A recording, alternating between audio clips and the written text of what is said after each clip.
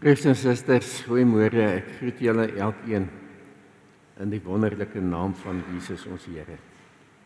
Welkom en dis 'n voorreg om saam Goeie Vrydag te vier en te herdenk die offer wat Jesus Christus vir ons aan die kruis gebring het. Dit is net 'n bewys van God se kant af hoe kosbaar elkeen van ons, jy, vir God is. Dat hy sy seun gestuur het om deur geweldige pyn en lyding te gaan om ons sonde op hom te neem en te betaal vir wat ek en jy verkeerd gedoen het. So God het reeds sy liefde aan ons bewys en ons is dankbaar daarvoor. Kom ons raak stil en dan aanbid ons die Here. Hemelse Vader, op hierdie oggend wat bekend staan as Goeie Vrydag. Kom ons na U toe in nederigheid en afhanklikheid, met harte vol dankbaarheid, omdat ons besef ons is kosbaar vir U. Vader, U het U seun gestuur om te kom soek en te red, nie om te veroordeel nie. Hy het gekom om ons sonde op hom te neem. Hy het gekom om die losprys vir wat ons verkeerd gedoen het te betaal. En soos die woord vir ons sê, deur sy wonde het daar vir ons genesing gekom. Here, ons kan U nie genoeg dankie sê nie. Mag ons 'n lewe lewe tot eer van U naam. Mag ons elke dag U verheerlik. Mag ons elke dag met dankbaarheid lewe en juig oor U goedheid, oor ons, oor U seëninge, oor U genade. Ons bid dat U vanoggend se byeenkoms sal seën hier en oral deur die wêreld waar Christene op hierdie dag bymekaar kom. Wil U die byeenkomste seën dat mense U teenwoordigheid kan ervaar. Raak ons aan deur U Heilige Gees. As ons uit U woord lees en daaroor nadink, wil U ons lei, wil U vir ons nuwe insigte gee. Wil U ons geestelik voed en versterk, dat ons met dankbaarheid kan huis toe gaan.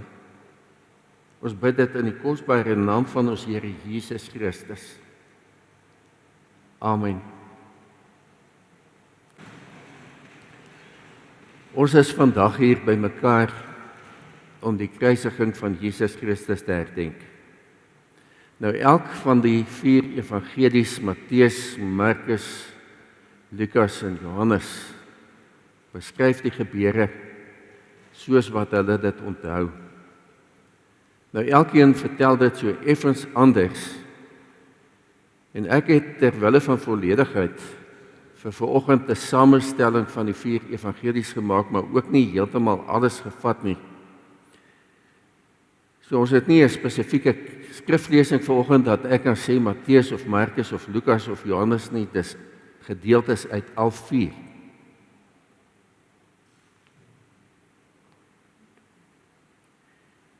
Jesus het self sy kruis gedra en uitgegaan na Kobbeenplek toe, soos dit genoem is in Hebreëus Golgotha.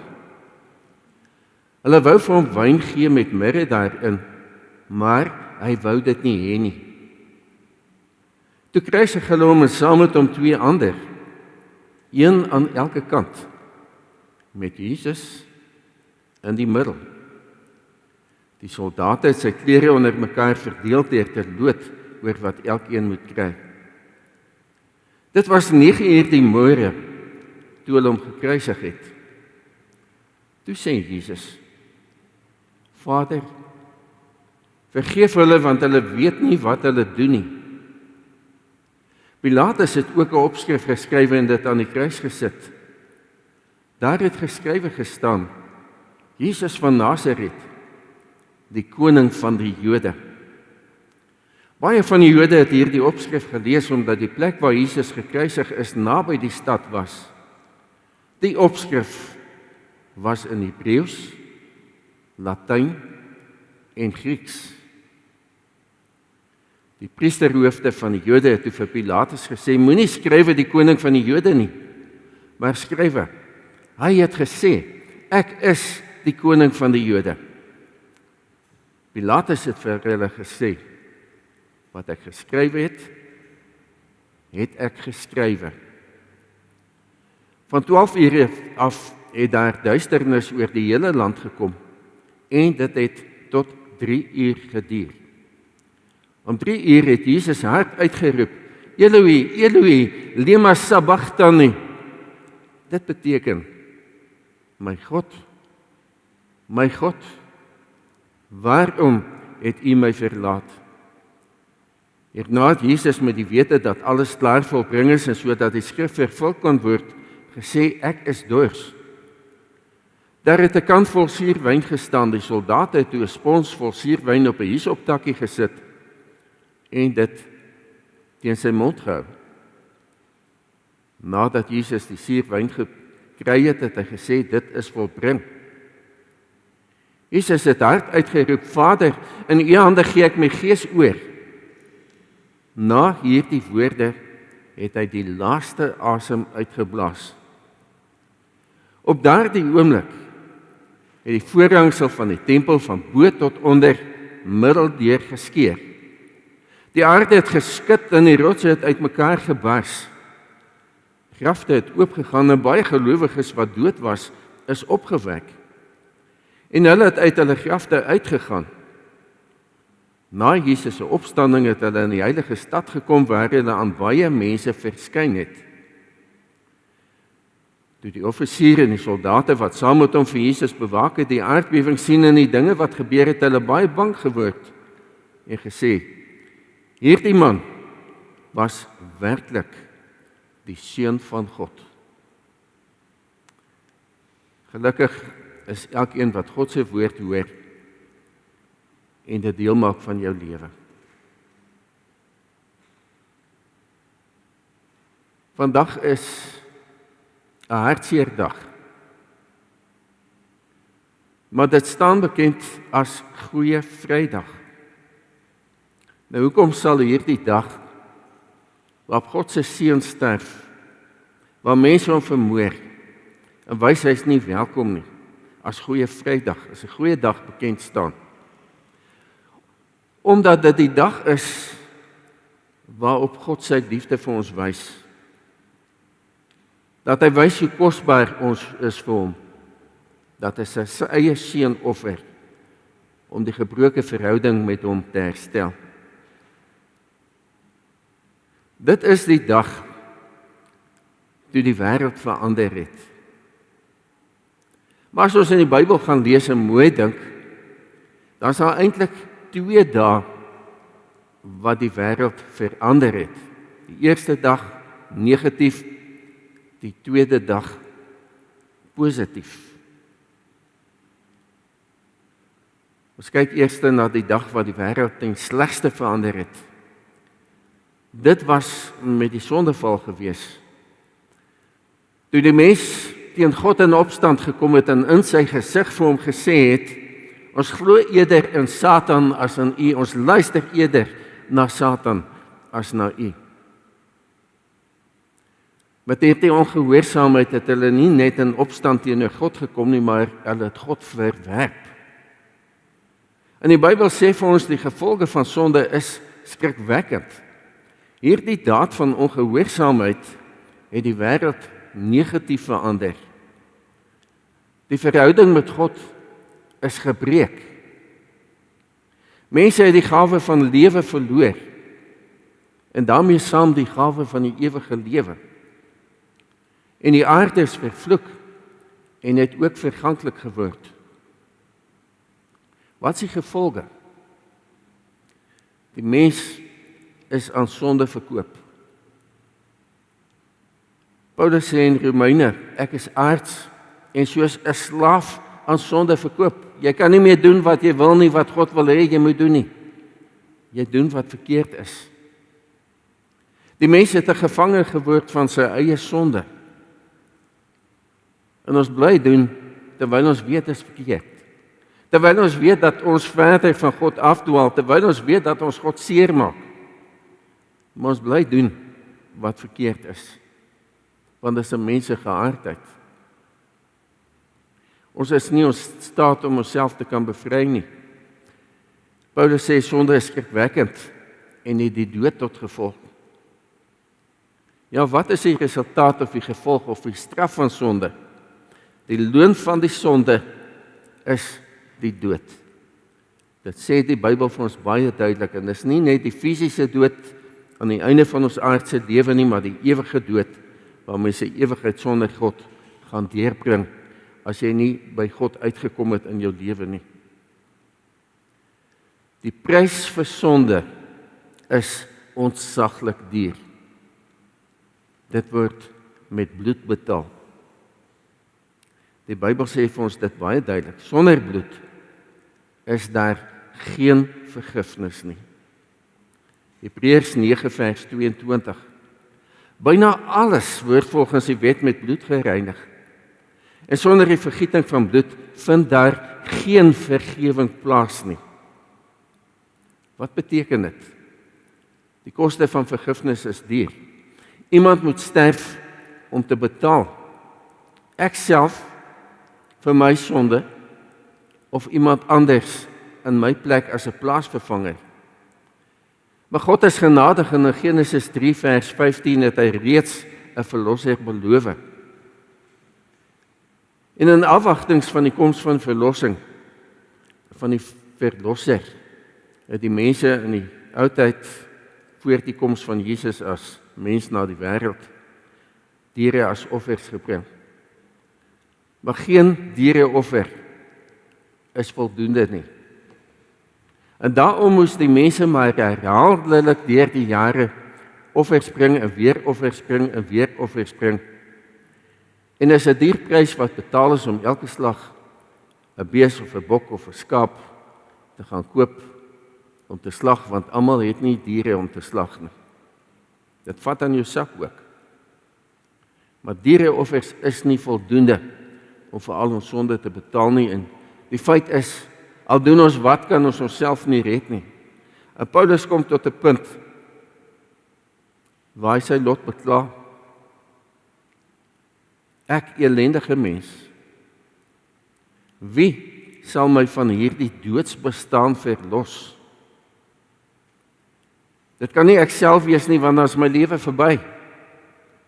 Dit moet iemand wees wat sondeloos is, anders betaal hy net vir sy eie sonde. En hy kan nie vir ander mense se sonde betaal nie. En God kom met in sy genade en sy liefde met die oplossing. En Paulus sê aan God die dank. Hy doen dit deur Jesus Christus, ons Here. Wat ek nie kan doen nie, wat nie een van ons kan doen nie, het God kom doen vir ons, deur Jesus wat kom om die straf vir ons sonde te betaal. Die genadegawe wat God gee, is die ewige lewe in Christus Jesus, ons Here. God stuur Jesus om te kom soek en te red.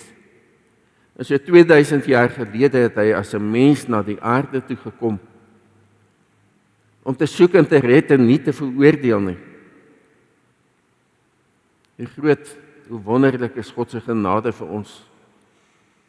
Maar nou moet ons kyk na hoe is die Messias ontvang toe hy gekom het. Hoe die wêreld gevoel oor sy koms? Was hulle opgewonde? Was hulle bly? Was hulle dankbaar? Nee. Die teendeel was waar. Die Messias word verwerp, hy was nie welkom nie. Johannes skryf in Johannes 1 vers 9. Die ware lig wat elke mens verlig was en hy kom na die wêreld toe. Hy was in die wêreld. Die wêreld het deur hom tot stand gekom. En tog het die wêreld hom nie erken nie. Hy het na sy eiendom toe gekom, en tog het sy eie mense hom nie aangeneem nie. Die wêreld verwerp en vermoor die Messias.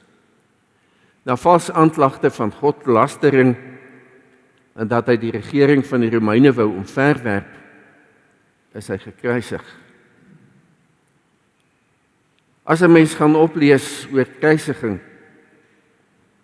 dan sê hulle dit was die wreedste straf denkbaar wat die Romeine kon uitdink om as 'n afskrikmiddel vir mense te dien. Nadat iemand verhoor is en skuldig bevind is hy eers gegesel.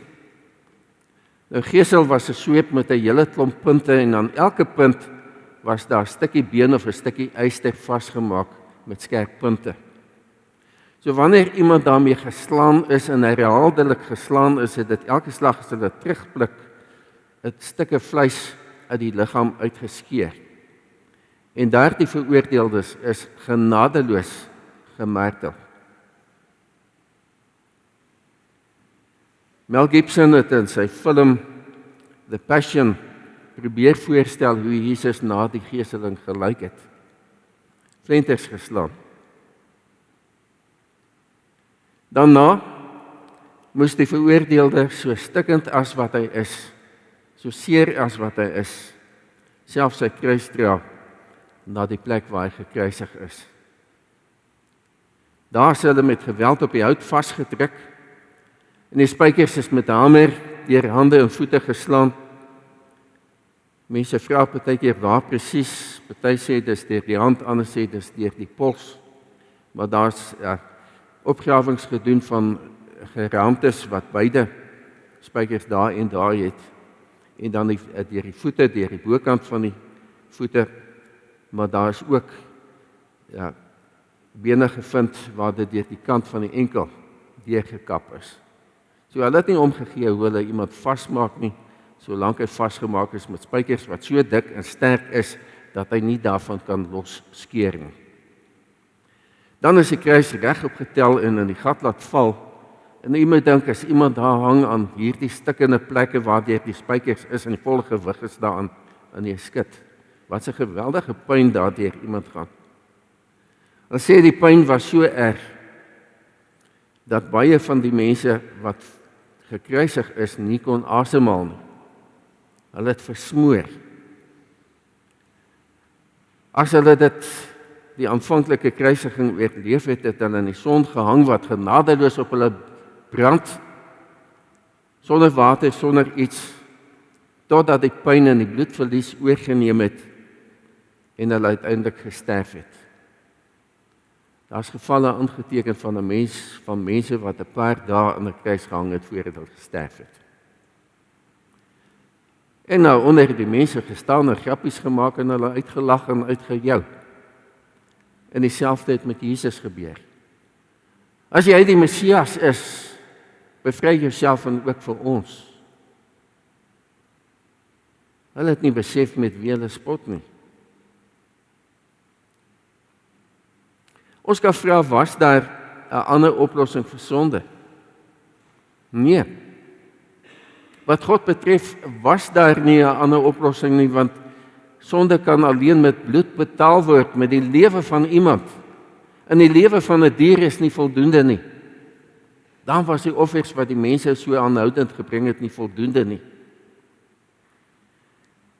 En ons as mense sondig. As jy sterf vir jou eie sonde, dan is jou lewe verby. God wil dit nie hê nie. Daarom stuur hy vir Jesus. En Jesus kon die kruis vermy het. Hy daardie donderdag aand nadat hy die Paasfees saam met sy disippels gebruik het en die nagmaal ingestel het, het hy daar in die tuin gaan bid, Vader, as dit U wil is, laat hierdie beker by my verbygaan. Hy het geweet wat 'n geweldige pyn en lyding daarop hom wag. Maar hy het gesê, nogtans Nie my wil nie, maar laat U wil geskied. So in gehoorsaamheid aan die Vader, het Jesus die prys van sonde vir ons tekortkominge, ons verlorenheid betaal. En hy daar gehang tussen hemel en aarde, en die Bybel sê, iemand wat aan hout hang is vervloek. Maar Jesus het daar gehang as 'n brug tussen 'n heilige God en 'n gebroke mensdom. Die skuld van sonde wat ons nie kan betaal nie, is ten volle deur sy bloed, deur sy lewe vereffen. Jesaja skryf vir ons oor ons oortredinge is hy deurboor. Oor ons sondes is hy verbrysel. Die straf wat vir ons vrede moes bring was op hom. Deur sy wonde het daar vir ons genesing gekom. So danksy God se toedoen word dit wat die laagtepunt in die geskiedenis van die mensdom is, van die wêreld, die hoogtepunt in die geskiedenis van die wêreld. Want dit is die dag wat die wêreld ten goeie verander het. God het deur die kruisdood van Jesus die wêreld, en dit beteken al die mense in die wêreld, weer in 'n verhouding met hom gebring. Maar ons moet na God kom en vir hom sê, hier is ek, Here, ek het U nodig. Anders kom jy nie outomaties in 'n verhouding met hom nie. Maar dit is waarom ons kan sê die wêreld het ten goeie verander op die dag wat Jesus aan die kruis gesterf het. Die sonde is betaal. Ons het weer toegang tot God. Volgens die Bybel is ons vir God so kosbaar dat hy ons name op sy handpalms gegraveer het. Ons lees dit in Jesaja 49 vers 16. En dit word in Romeine 5 vers 8 waar Paulus vir ons sê, ons het saam met Christus gesterwe. Dan glo ons ook dat ons saam met hom sal lewe. Het jy al ooit daaraan gedink dat Jesus is ook God? Dat as ons name op sy handpalm staan en toe die spykers deur daardie hande gekap is die spykers deur my in jou naam ook gekap. En daarom kan Paulus sê, ons het saam met Christus gesterwe. En toe Jesus sy laaste asem uitblaas, het die skepping self ook gereageer. En dit bevestig dat God besig is om alles nuut te maak, wat sal uitloop uiteindelik op 'n nuwe hemel en 'n nuwe aarde. Kom ons kyk na wat het gebeur. Goddelike getuienis, wonderwerke op die oomblik van Jesus se dood. Dit wys vir ons dat God op 'n bonatuurlike wyse betrokke was. Al het Jesus uitgeroep, my God, waarom het U my verlaat? Is God steeds daar en is hy aktief en is hy besig? Van 12 uur af het daar duisternis oor die hele land gekom en dit het tot 3 uur geduur. So 12 uur die middag, die middel van die dag, waar die son op sy hoogste is, waar dit die helderste is, hou die son op om te skyn en word dit so donker, dat die mense die sterre kon sien. Dis opgeteken in historiese geskrifte.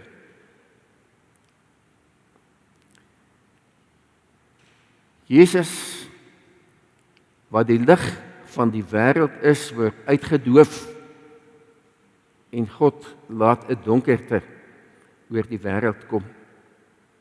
Hy is verwerp, hy is uitgedoof en dit wys die gewig van die wêreld se sonde. Jesus het al die mense se sonde op hom geneem. En die Vader verberg sy gesig vir Jesus op daardie oomblik. Nou dit was nie 'n normale sonsverduistering nie. Paasfees vind plaas met volmaan. 'n Gewone sonsverduistering is dat as jy die son het en die aarde, dan beweeg die maan tussen die aarde en die son in.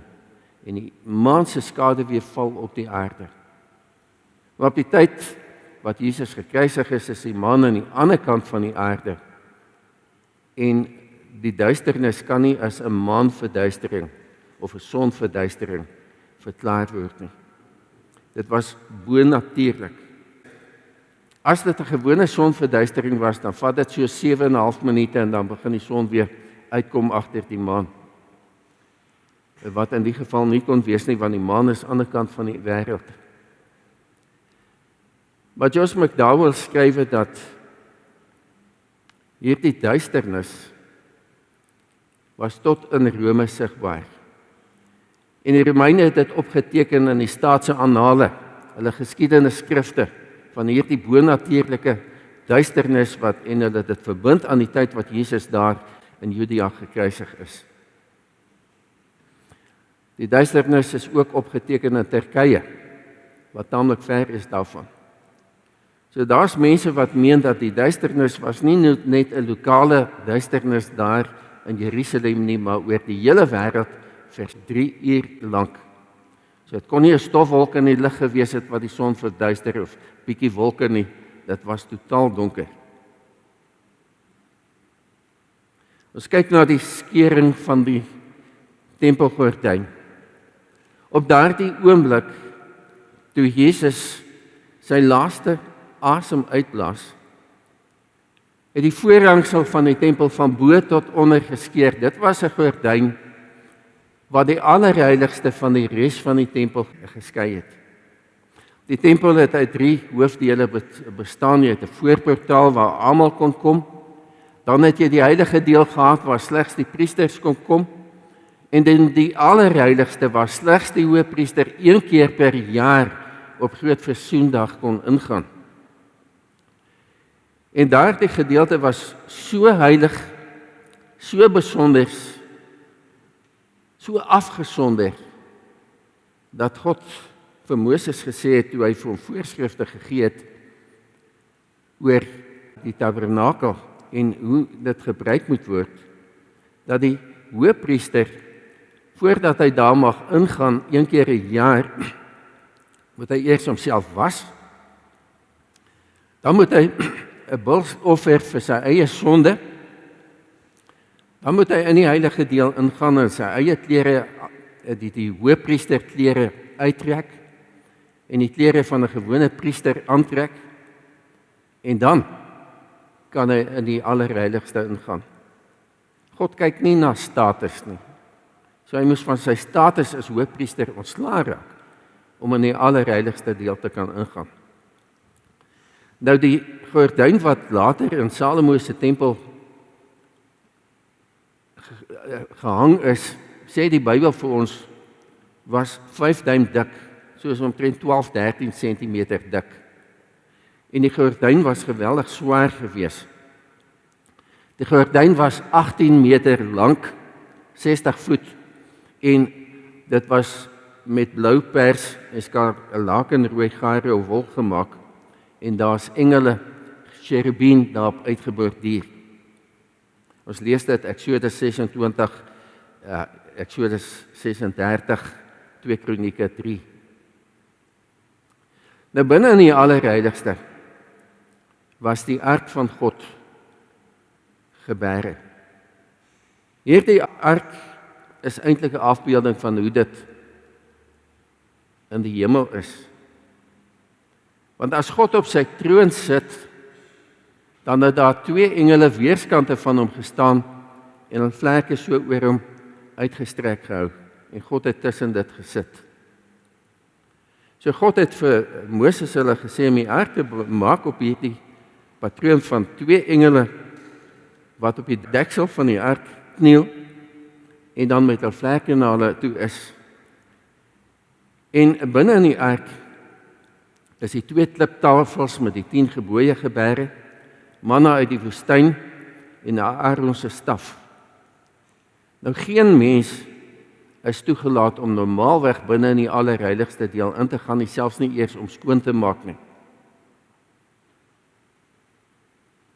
Die uitbeelding wat ons hierso het, is hoe die hoëpriester se klere gelyk het, en eintlik is hierdie voorstelling dan verkeerd, want die hoëpriester mag nie met sy hoëpriesterlike klere in die allerheiligste ingegaan het nie.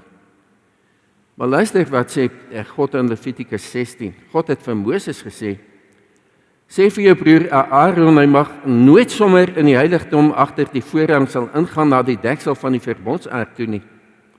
Ek verskyn telkens in 'n wolk bo kan die deksel van die ark, daar tussen die engele. En as Aaron sommer ingaan, sal hy sterwe. So die allerheiligste, God het daar ingegaan in 'n vorm van 'n wolk tussen daai twee engele bo die deksel van die ark. Hierso het ons voorstellings van hoe die klere gelyk het. Ja, heel links is die hoëpriester met sy klere, in die middel is 'n gewone priester met sy klere. Regs is iemand in 'n ander posisie. Maar die hoëpriester moes van sy kleredrag ontslae raak om soos 'n gewone priester te lyk. Ons is nie een beter as 'n ander een nie. Weet jy, ek het nou die dag toe lees ek 'n ding wat my tref vir die eerste keer. Dat Matteus skrywe, toe Jesus opgestaan het uit die dood, toe die eerste mense by die graf kom, toe sit daar twee engele, een by die voetekant waar Jesus gelê het en een by die kopend. Presies dieselfde as wat ons hier op die ark het. Die twee engele wat met God tussen hulle. Maar God het opgestaan. So God skeer op die oomblik wat Jesus sy laaste asem uitblaas, die gordyn van bo na onder, en hy neem die skeiding weg waar hy gesê het, julle kan nie, julle mag nie hier inkom in my teenwoordigheid nie, want julle is sondig. Neem God dit weg. En ons het almal deur Jesus en deur die offer wat hy vir ons gebring het van sy eie liggaam aan die kruis, vrye toegang tot God van daardie oomblik af. Die feit dat die gordyn van bo tot onder skeer, wys dat dit God is wat dit geskeer het, en nie mense wat dit geskeer het nie. God vat self hierdie versperring tussen hom en mense weg. Dis 'n goddelike ingryping. Nou in die Ou Testament het mense die gebruik en die gewoonte gehad, as jy baie slegte nuus hoor en jy's geweldig ontsteld, wat doen jy? Jy skeer jou klere oop. En dis wat God op daardie oomblik doen, hy skeer daardie gordyn oop. En ons kan dit sien as 'n teken van God se hartseer oor die dood en die lyding wat sy seun deurgegaan het. Maar die implikasie vir ons, God het self gekom en die skeiding tussen God en mens verwyder. Ons het nou deur Jesus direkte toegang tot God. En ons moet besef, dis nie die gebou wat die kerk is nie, ons is die kerk, ons is die tempel. Dit sê die Bybel vir ons is nou die tempel van God, die blyplek van die Heilige Gees. So die geskeurde gordyn simboliseer God se hartseer, dinge het te ver gevorder, maar toegang tot God, en dis die vervulling van profeseë. Dan buitekant vind daar op dieselfde oomblik 'n aardbewing plaas, en die aarde skeer oop op plekke, en rotse versplinter. Die aarde het geskit en die rotse het uitmekaar gebars, op die oomblik toe Jesus sterf. Matteus het dit aangeteken, die rotse bevestig dat God se woord staan, en is ten volle geloofwaardig. Dan lees 'n mens van 'n wonderwerk wat op daardie oomblik ook plaasvind, nog 'n wonderwerk, dat die klippe wat voor grafte gerol is, hulle het sulke klein grotte gemaak waarin hulle mense die liggame geberg het en dan klippe voorgestoot het, van die klippe het weggerol by die grafte van mense wat gelowig was, en hulle het lewendig geword, en hulle het opgestaan, en na Jesus se opstanding het hulle in Jerusalem gekom, waar hulle aan mense verskyn het. En ons kan dit sien as 'n voorskou dat Jesus met sy dood die krag en die mag van die dood breek. En dit wys na die finale opstanding. Dit wys dat Jesus se dood is nie die einde nie. Die mag van die graf is vernietig. Jesus se dood is 'n nuwe en 'n finale offer. Ander offers is nie meer nodig nie. Diereoffers is nie meer vir God aanvaarbaar nie. Jesus was die finale offer wat eens en vir altyd die losprys vir ons sonde betaal het. Verdere offers is nie meer nodig nie. Hebreërs skryf in Hebreërs 9 vers 12, met sy eie bloed en nie met die van bokke en kalwers nie, het hy net eenmaal die heiligdom binne gegaan en 'n ewige verlossing tot stand gebring. 'n Ewige verlossing. Jesus het die finale offer gebring. Maar God wil hê dat ons onsself aan hom sal gee as 'n offer. Ek wil met 'n ander tekens deel wat ons nie so seer duidelik in die Bybel sien nie, wat op daardie tydstip gebeur het. Nou die Talmud is 'n Joodse geskrif, 'n soort van 'n kommentaar waar hulle gedagtes oor die interpretasie van die Ou Testament gaan neerskryf het, hoe hulle dit interpreteer en toepas. En in beide die Jerusalem Talmud en die Babyloniese Talmud, Joma, kan ons sien as 'n hoofstuk, 6 vers 3, en Joma 39, die tweede deel, is daar nog tekens opgeteken wat plaasgevind het, maar nie op presies die oomblik van Jesus se kruisiging nie, maar van die oomblik van sy kruisiging en daarna. Dis vreemde dinge wat hulle opgeval het. So die Talmud is naas die Ou Testament vir die Jode net so belangrik as die Bybel self. En bloot die feit dat hierdie dinge dan neergeskryf is in die Talmud wys hoe belangrik dit vir hulle was. As iemand die Hebreëus wil kom lees, dan is jy welkom as jy daarbo kan sien. Maar jy kan na die tyd ook kom kyk. Ek wil net die tydlyn regkry.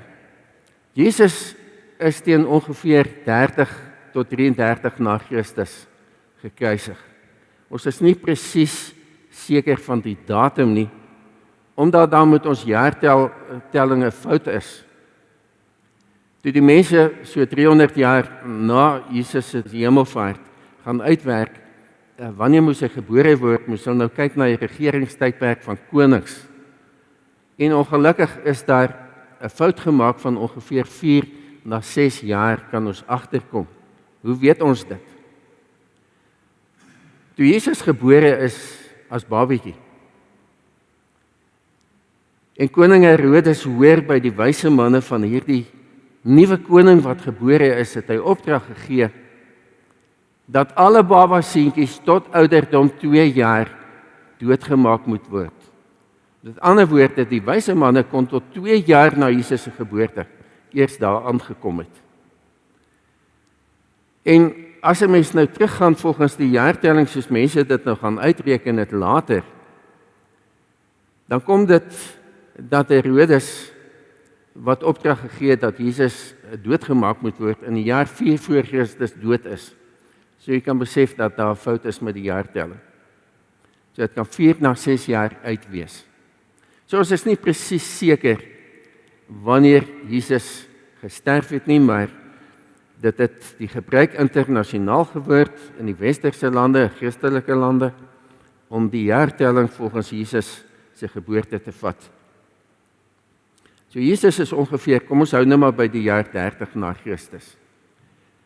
Die tempel is die jaar 70 na Christus deur die Romeine vernietig. Met ander woorde, 40 jaar na die kruisiging van Jesus. En Jesus het voordat hy gekruisig is, daardie laaste week die vernietiging van die tempel voorspel. Nou volgens die Talmud het dan die 40 jaar van die kruisiging van Jesus, maar hulle verwys nie na sy kruisiging nie, hulle verwys na die vernietiging van die tempel. In die 40 jaar voor die vernietiging van die tempel, met ander woorde, volgens ons kennis vanaf die kruisiging van Jesus tot die vernietiging van die tempel, het daar vreemde dinge by die tempel gebeur. Hulle het die gebruik gehad om op die jaarlikse groot versoendag, as die hoëpriester in die allerheiligste ingaan, om bloed op die ark te sprinkel as 'n soenoffer en te bid vir die volk se sonde, versoening te doen, dan is daar offers gebring. Die mense moes vooraf na die hoëpriester 2 bokke bring. En dan is hulle so weerskante van hom gesit en hy moes die lot werp. Nou ons verstaan nie presies hoe die lot gewerp is nie. Is dalk iets soos klippies wat gegooi is en waarna gekyk is. Maar in elk geval, die gebruik was dat die lot wat die priester met sy regterhand trek, wys die bok aan wat as 'n sondoffer aan God geoffer word. En die lot wat met die linkerhand getrek word, was die bok wat as sondebok in die woestyn ingestuur is. Ons lees dit in Levitikus 16. So die eerste bok is as 'n brandoffer tot eer van God vir ons sonde geoffer. En die tweede bok het die naam Azazel gekry. En die hoëpriester het simbolies die volk se sonde op hierdie bok gesit. Daar's 'n rooi lint om sy horings gebind en dan is hy deur iemand in die woestyn ingevat en daar gelos. Partykeer is hy van honger en dors dood en partykeer is hy deur wilde diere verslind. Maar later het hulle gegaan en gaan soek na die oorblyfsels van Azazel, van die sondebok. En dan het hulle gevind dat die rooi wol wat om die horings gebind was, wit geblyk het in die son. Dit het wit geword. En dit is beskou as 'n bewys dat God die offer vir hulle sonde aanvaar het. Nou Jesaja sluit hierby aan as hy sê, kom tog, laat ons die saak met mekaar uitmaak, sê die Here. Al was julle skarlakenrooi van sonde, julle sal wit word soos sneeu. Al was julle purperrooi, julle sal wit word soos wol. Van die kruisiging van Jesus af, het daardie wol nooit weer wit geword nie. Dit het rooi gebly. Dis opgeteken in die Talmud. Die betekenis daarvan is God het nie meer hierdie offer van die bok aanvaar nie. 'n Volgende vreemde ding. Van die kruisiging van Jesus het die lot vir die bok wat aan God geoffer word, nie meer in die priester se regterhand gekom nie, maar in die linkerhand. Met ander woorde, ook 'n aanduiding dat God het die offer nie meer aanvaar nie. In die tempel was daar 'n kandelaar met 7 arms waar daar olie ingebrand het. En daardie lampies moes permanent brand as 'n sigbare simbool van God se teenwoordigheid. Van die kruisiging van Jesus af, het die lampie aan die weste kant telke male onverklaarbaar doodgegaan. Die priesters het daagliks nuwe olie ingegooi en gekyk dat alles perfek werk en aan die brand gesteek. En die volgende oggend as hulle in die tempel inkom, dan het daar die een lampie opgebrand. En dit is gesien as 'n teken dat God hom van die tempel onttrek het. 'n Volgende teken. Die Talmud noem dat die bronsdeure van die tempel, dis nou by die heilige deel, van Jesus se kruisiging af outomaties in die nag oopgegaan het. Hulle sê daardie deure was so swaar dat dit 20 sterk mans geneem het om daardie deure oop en toe te maak. En vir een of ander onverklaarbare wyse het die deure van Jesus se kruisiging aanhoudend bly oopgaan en hulle kon dit nie verder toehou nie. Weereens God het die deure oopgemaak dat enige iemand toegang tot hom het en by hom kan kom. Ons het die voorreg nou om in Jesus enige dag, enige oomblik, soveel ons wil, solank ons wil in God se teenwoordigheid te wees, om te bid en te weet hy luister. Ons het nie 'n hoëpriester nodig of 'n priester wat namens ons intree nie. Elkeen van ons het hierdie voorreg en vrymoedigheid om in die naam van Jesus direk na God te gaan. Eens weer eens die Hebreërs as iemand daarna wil kyk. Nou die Joods-Romeinse historikus Josephus het ook oor die dinge geskrywe. En hy sê dat in die 40 jaar na die kruisiging van Jesus het die tempeldiens soort van afgewater geraak. Ja, hulle het nog gaan Torah lees, hulle het nog daar by mekaar gekom om te aanbid, maar hy sê die atmosfeer van die mense het heeltemal verander. Daar het 'n liefdeloosheid onder in ontstaan en die mense was afgunstig en bekleierig met mekaar gewees. Die Jode het die Messias verwerp en God het hom aan hulle tempel onttrek. Die afwesigheid van God in die tempel het tot gevolg gehad dat daar groot afvalligheid onder die Jode gekom het. En dan 70 na Christus kom die Jode in opstand teen die Romeinse owerhede en die Romeinse onderdruk dit met geweld. Duisende Jode is doodgemaak en die tempel is vernietig. Hulle het selfs so ver gegaan as dat hulle die goue objekte wat binne in die tempel was, na Rome gedra het en hierdie is 'n afbeelding in Rome op 'n triomfboog wat duidelik die sewe-armige lamp wat in die tempel was, wys. Ja, so dit is waar hulle die items in die tempel wegdra. Die implikasies van Jesus se kruisiging. Hy het die prys vir ons sonde betaal. Jy het direkte toegang tot God. Daar's oorwinning oor ons skuld behaal. Ons het hoop in die aangesig van die dood. Die aardbewing in die oop grafte sê vir ons, die dood is nie meer 'n doodloopstraat nie. Vir gelowiges is dit 'n deurgang na God se ewige teenwoordigheid. En nou kan ons vra, wat maak jy met dit alles? En ek wil jou oproep.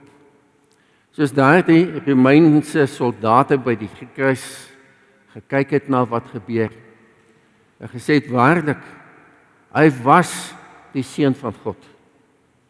Moet elkeen van ons dit ook kan sê, en nie net hy was dit nie, hy is dit, waarlik.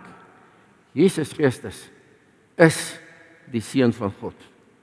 Hy het gekom om my en jou vir altyd vry te maak van sonde.